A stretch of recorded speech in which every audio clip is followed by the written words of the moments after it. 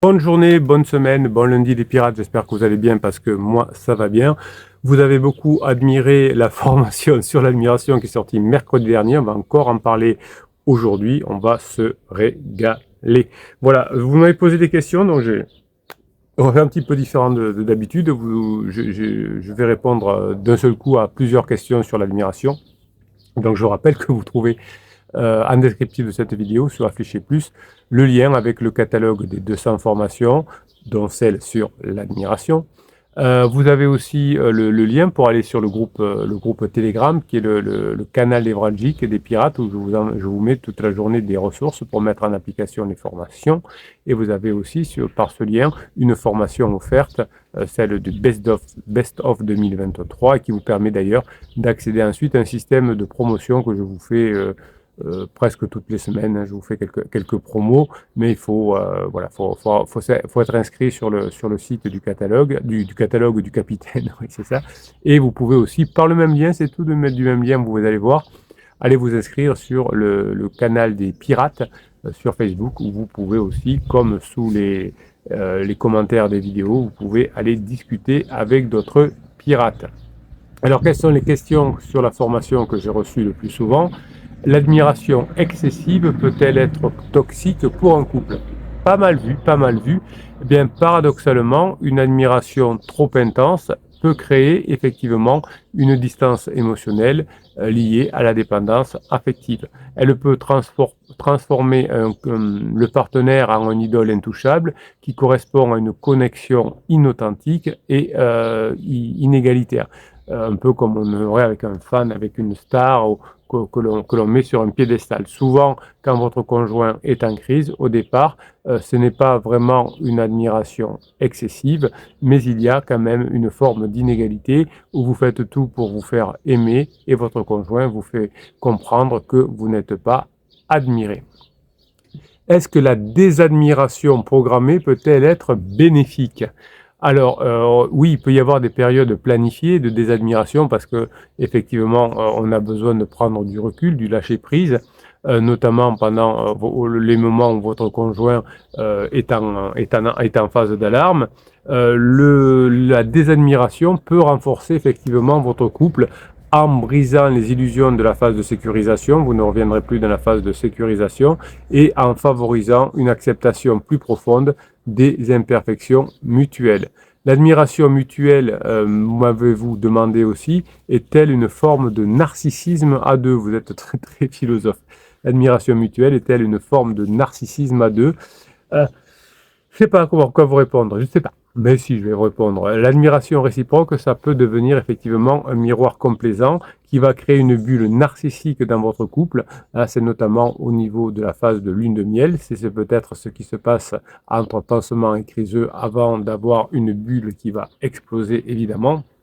Mais cette bulle narcissique, s'il y a trop d'admiration, tu es mon âme sœur, a dit pansement à criseux, isole le couple du monde extérieur et ça va freiner évidemment la croissance à la fois individuelle des deux individus, criseux et pansement, mais aussi leur relation de couple. Vous savez que le vôtre est en train de se reconstituer parce que vous ouvrez votre couple sur des amis, sur des activités que vous ne faisiez pas avant. Peut-on quantifier scientifiquement l'admiration dans un couple? Alors, oui, non. Alors évidemment, il y a des biomarqueurs spécifiques, il y a des schémas d'activité cérébrale qui peuvent être identifiés pour mesurer objectivement les niveaux d'admiration. On pourrait faire une cartographie de ce que vous améliorez, vous aimez et vous admirez chez votre couple et quelle est cette dynamique. Ça, je ne l'aimais pas avant, ça, je n'étais pas assez d'admiration. Je n'ai pas, à ma connaissance, de cartographie précise du cerveau avec des endroits où s'allume l'admiration. Est-ce que l'admiration est-elle un vestige évolutif devenu obsolète? Alors, dans une société que l'on veut égalitaire, l'admiration pourrait être vue comme un mécanisme archaïque de hiérarchisation potentiellement nuisible à l'équilibre moderne des relations. Pourtant, vous savez, je n'ai pas besoin de vous le dire, que si vous n'êtes pas admiré par votre conjoint, ça vous fait souffrir. Et si vous n'admirez pas votre conjoint, vous pouvez vous dire effectivement, aïe aïe aïe, aïe aïe aïe, ça ne peut pas bien fonctionner ensemble. Et oui, vous avez besoin d'auto-admiration l'un envers l'autre, mais aussi vous, grâce à votre travail des formations, de vous admirer de votre progression. Est-ce que l'admiration pourrait-elle être hackée, capitaine, neurologiquement? La manipulation, Oui, oui, alors oui, vous pouvez, mais votre cerveau, vous pouvez le hacker. Oui, vous pouvez le hacker, mais pas celui de votre partenaire. En tout cas, je vous le conseille. Alors, il y a des techniques de neurofeedback, il y a des techniques de neurohypnose. Ce sont des fichiers que je vous offre dans chacune des formations avec des fichiers différents qui permettent de calmer votre cerveau et de vous rapprocher. Évidemment, l'admiration peut stimuler artificiellement des circuits cérébraux qui sont liés à l'admiration, mais on ne peut pas vraiment créer une admiration sur demande. Mais si vous créez, par exemple, si vous donnez beaucoup de compétences supplémentaires à votre cerveau, vous allez être fier de vous, vous allez vous admirer et vous allez devenir admirable parce que vous allez avoir plus confiance en vous.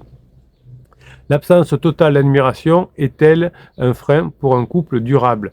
Alors, une relation dénuée d'admiration pourrait éliminer les attentes, certes irréalistes, les déceptions, mais évidemment, si on n'admire pas son conjoint, beaucoup de personnes disent « j'ai besoin d'admirer mon conjoint ». L'admiration dans le couple est-elle culturellement construite?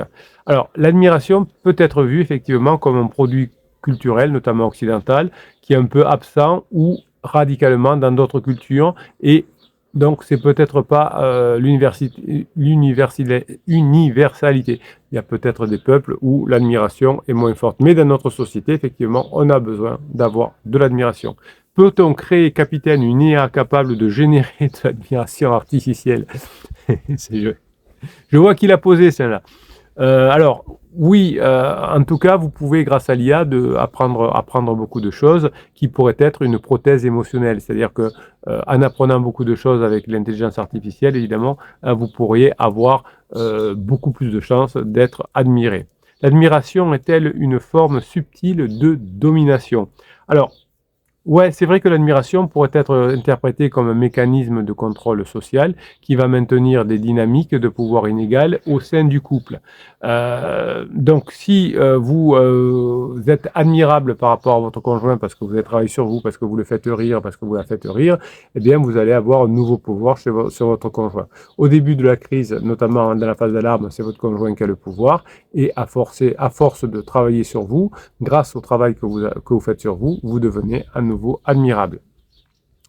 Est-ce que la fatigue d'admiration peut exister? Oui, alors des fois, on appelle ça aussi la traversée du désert. Vous pouvez être fatigué d'avoir fait des efforts. On se repose un petit peu et on repart, on fait d'autres efforts. Plus vous allez augmenter en puissance, plus vous allez récupérer votre conjoint. Donc, si votre conjoint a une exposition prolongée à votre admiration, c'est-à-dire que si vous devenez admirable pendant longtemps et de façon durable, eh bien, ça va désensibiliser le cerveau de votre conjoint de toutes les pensées négatives qu'il a envers vous. Et évidemment, vous aurez eu une pause d'admiration pendant la phase de sécurisation et pendant la phase d'exploration, mais vous allez rétablir, grâce aux formations, une efficacité émotionnelle. Vous allez recréer des émotions positives chez votre conjoint. L'admiration peut-elle être génétiquement modifiée? Vous avez des idées de temps en temps étonnantes. Oui, peut-être, je ne sais pas. Je ne suis pas généticien, évidemment.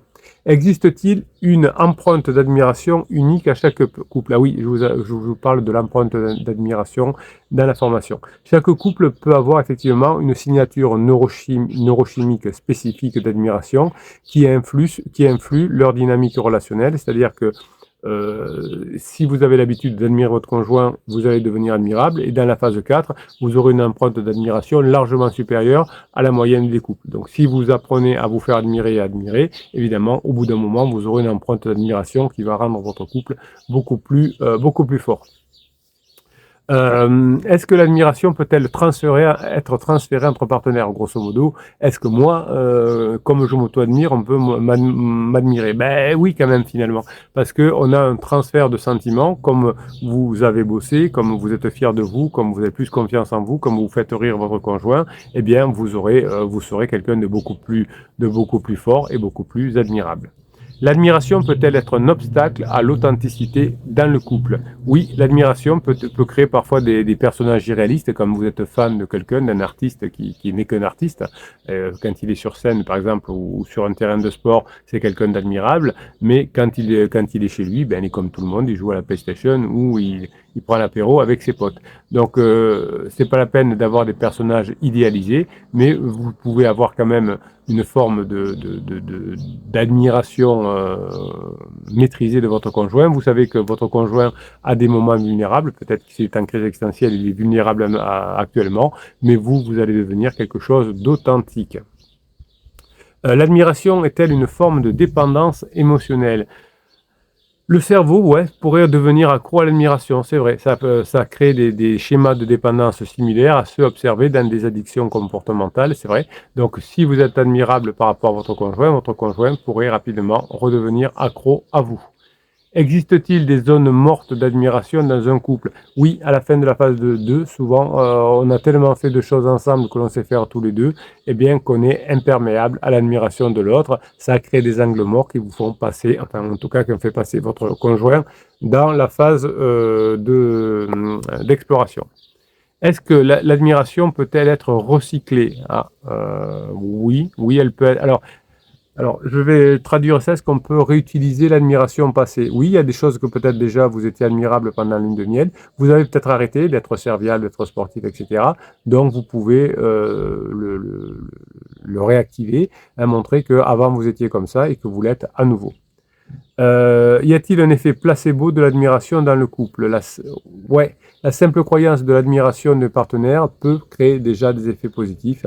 Donc, si vous vous convainquez que vous êtes admiratif de votre conjoint, vous allez devenir plus admirable pour votre conjoint parce que vous allez avoir une co-création avec votre conjoint d'admiration.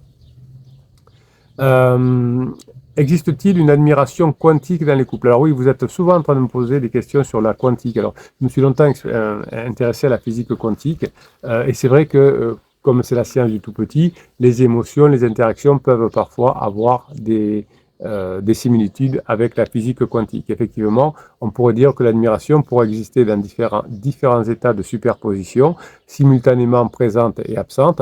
Donc, en faisant un fonctionnement différent, en étant différent, eh bien, effectivement, on pourrait avoir plus d'admiration, c'est-à-dire que admiration, pas admiration, je mets de l'énergie sur admiration et mon conjoint va m'admirer beaucoup plus.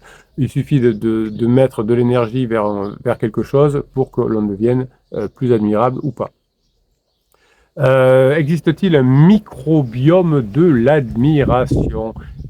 Oui, alors je vais parler des microbiomes, ça vous avez attiré, puisque vous savez que quand on est en crise, on a des problèmes de microbiomes intestinaux.